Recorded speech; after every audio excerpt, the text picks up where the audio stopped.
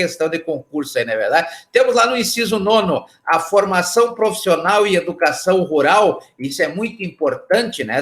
Que se aborde no planejamento da política pública, no planejamento anterior à execução da política pública, a questão da formação profissional dos trabalhadores rurais e a educação rural também para seus familiares, como prevê a Lei 9394 de 96, a Lei de Diretrizes e Bases de Educação, lá no artigo 28, né? Então, lá no artigo 28 da Lei 9394 de 96, diz que na oferta de educação básica para a população rural, né? Então deverá ter aí essa preocupação com a população rural, os sistemas de ensino promoverão as adaptações necessárias à sua ou para a sua adequação às peculiaridades da vida rural e de cada região. Olha que interessante, né? Os currículos, os conteúdos curriculares, né? A metodologia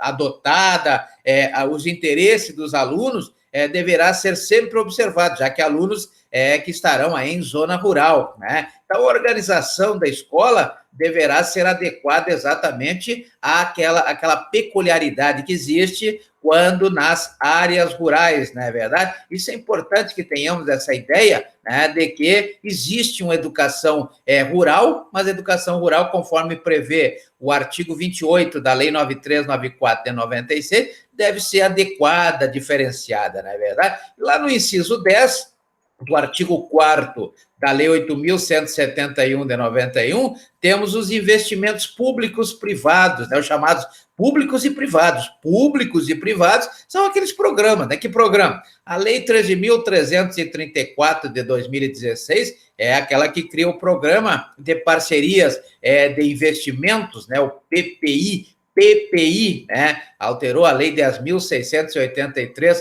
de 2003, então trouxe aí uma nova sistemática para esses programas de parcerias de investimentos, a Lei 13.334 de 2016. Temos também a Lei 11.079 de 2004, que traz aí as normas sobre a política de parceria público-privada, né? Público-privada, no âmbito da administração pública. E temos outras situações agora, principalmente com a Lei 14.133 de 2021, que é a nova Lei de Licitações, né? Lei 14.133 de 2021. Temos lá também a questão desse planejamento, o critério rural, né? Previsto lá no inciso 11 do artigo 4º da Lei 8.171 de 91, e aí temos aí o crédito rural que está lá na Lei 4.829 de 65, principalmente no artigo 2º, né, onde diz que considera-se crédito rural o suprimento de recursos financeiros por entidades públicas e também por estabelecimentos de créditos particulares a produtores rurais. Então, temos vários programas aí, né, que tem aí o empréstimo, chamado empréstimo para os produtores rurais ou as suas cooperativas, para aplicação exclusiva em atividades que se enquadrem nos objetivos indicados na legislação. Então, temos aí o BASA, né? O BASA é um banco que foi criado exatamente com essa intenção, emprestar dinheiro para produtores rurais, ou seja, incentivar o crédito rural, né? Também temos a garantia da atividade agropecuária, que está ligado diretamente ao conceito de sustentabilidade, né? Usar hoje, mas preservar para as futuras gerações, principalmente em tratando-se de recursos, né? Recursos naturais. Então, essa garantia da atividade agropecuária, ela está exatamente centrada no princípio da sustentabilidade, né? Está lá no finzinho do artigo 225 da Constituição Federal,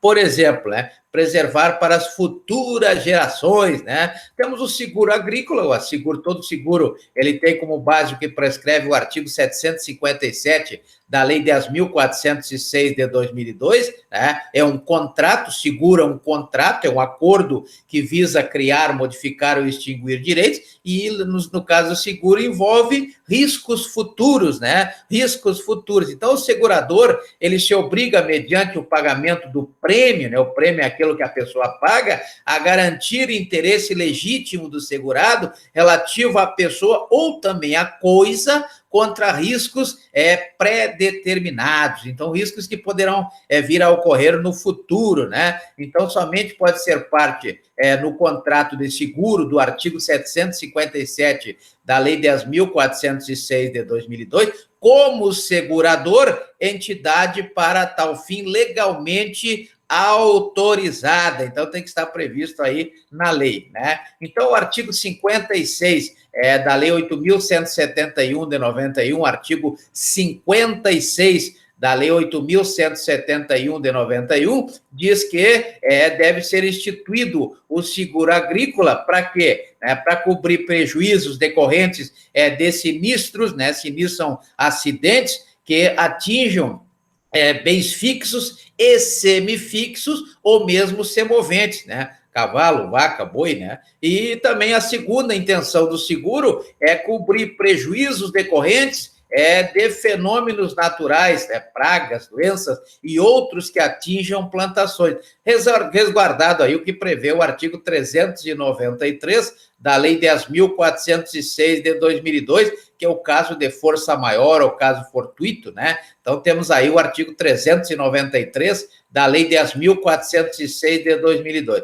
As atividades, sejam elas florestais ou pesqueiras, elas serão amparadas pelo seguro agrícola também, né? Então, a Lei 11.284 de 2006, que dispõe exatamente sobre a gestão de florestas públicas, né, para a produção sustentável para preservar para as futuras gerações, né? Por isso, sustentável também tem que ter seguro. Assim como a Lei 11.959 de 2012, né, dispõe sobre a Política Nacional do Desenvolvimento Sustentável da Aquicultura, né, e da Pesca. Então, trata aí do pescador, também tem que ter seguro. Então, tem que estar nesse planejamento previsto lá no artigo 4º, inciso 1º, da Lei 8.171 de 91, esse seguro. Então, tudo isso que nós estamos, todos os instrumentos que nós estamos colocando aqui, tem que estar previstos aí naquele primeiro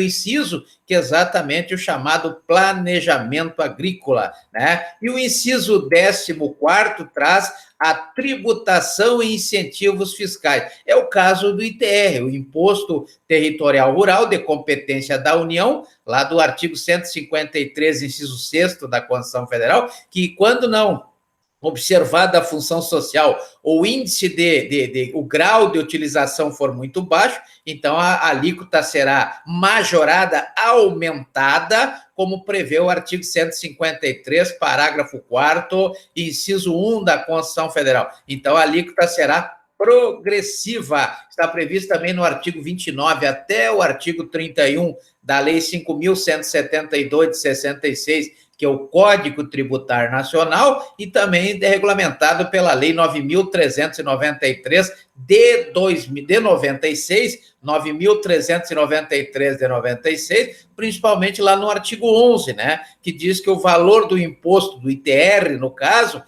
será apurado aplicando-se sobre o valor da terra nua tributável, terra nua, não é verdade? Então, veja que temos aí a terra nua como a base de cálculo do ITR. E temos no inciso 15 do artigo 4º a questão da irrigação e da drenagem, né, prevista aí lá no artigo 84 da Lei 8.171 de 91, e também na Lei 12.878 de 2013. Lei 12.878 de 2013, lei essa que dispõe sobre a Política Nacional de Irrigação. Então, temos a questão da água aí. O Brasil não sofre com isso, né? Mas existe uma Política Nacional da Água, que é a Lei 9.433, que trata exatamente dessa questão também do desperdício desperdício de água, ou seja, da utilização da água, e essa lei 12.878 de 2013, ela traz exatamente como deve ser essa irrigação,